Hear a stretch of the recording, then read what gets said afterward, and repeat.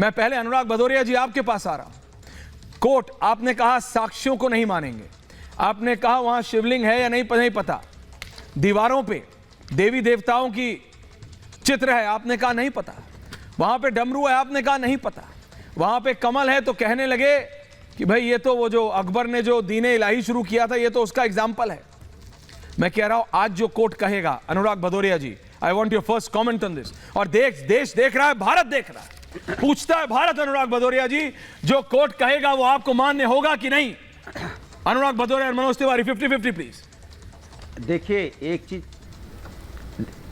एक चीज मान के चलिए कि हिंदुस्तान में समाजवादी पार्टी एकमात्र ऐसी पार्टी है जो देश के संविधान और न्यायपालिका का सम्मान करती है और जो न्यायपालिका आदेश देती है उसको मानती है, चाहे वो अयोध्या वाले फैसले में हो। आज देखिए वहाँ भव्य मंदिर बन रहा है, सब सम्मान कर रहे हैं, कल यहाँ भी फैसला आएगा, न्यायपालिका का सम्मान होगा। न्यायपालिका का सम्मान सभी करते हैं, अब भारतीय जनता पार्टी करे ना करे ये भारतीय जनता पार्टी का है, क्योंकि आप भारतीय जनता पार्टी की संस्कृति को जानते हैं, किस तरह से भारतीय जनता पार्टी ने रोका था महिलाओं को मंदिर के बारे में, तो मैं उसमें नहीं जाना चाहता। लेकिन मैं इतनी बात कहना चाहता हूं कि भारतीय जनता पार्टी को समझने की ज़रूरत है कि आप देश के अंदर में, मैंने पहले ही बोला था फिर बोल रहा हूं, कभी आप ज्ञानवापी की बात करेंगे, कभी आप ताजमहल की बात करेंगे, कभी कुतुब मीनार की, कभी लाल किले की, कभी इसकी कभी उसकी, मतलब आप देश को उलझा के रखना चाहते हो। मतलब सुबह से लेकर शाम तक आप सपोर्टर है, अध्यक्ष, क्या आपकी पार्टी सिर्फ उलझाने का काम कर रही है? कुछ दिखाई नहीं पड़ते जो मनोज तिवारी जी काम करते हैं।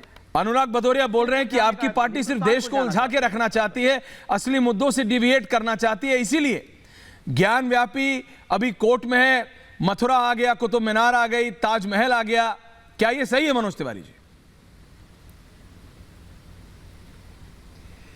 देखिए अनुराग भाई ने जो शुरुआत की 5-6 लाइनें कहीं, उसका मैं स्वागत करता हूं। बहुत अच्छी बात है कि हमें हर हाल में न्यायपालिका के ऊपर ही, निर्णय के ऊपर ही आधारित हैं हम सभी। लेकिन बाद में अनुराग भाई इन मुद्दों पे पॉलिटिकल हो जाते हैं। मुझे लगता है ना कि ये जो ऐसे मुद्दे पे, अनुराग भाई, ऐसे मुद्दों पे पॉलिटिकल होने से समाज के हर व्यक्ति का नुकसान है, वो चाहे हिंदू हो, मुसलमान हो, सिख हो, ईसाई हो, बौद्ध हो, जैन हो, धर्म हो, पारसी हो। मेरा मानना है हमारे देश का एक मूल मंत्र है, अगर कोई आरोप लगा तो लोग कहते हैं प्रमाण क्या है, सत्य क्या है, व्हाट इज द प्रूफ।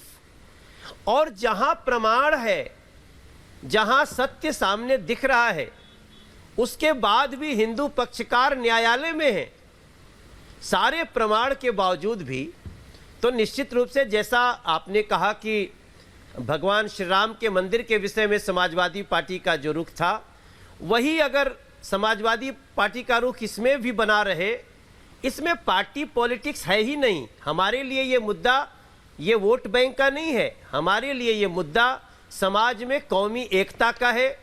अच्छा, और हम वो तो ये कह रहे हैं कि आप ही बिगाड़ रहे हैं उदारपंथियों। मनोज तिवारी जी, मैं चाहता हूं आज जितने भी पैनलिस्ट हैं आराम से, लेकिन वो ये कह रहे हैं, नहीं एक सेकंड अनुराग भदौरिया जी, उनको अपनी बात पूरी करने दीजिए, एक एक करके बोलेंगे।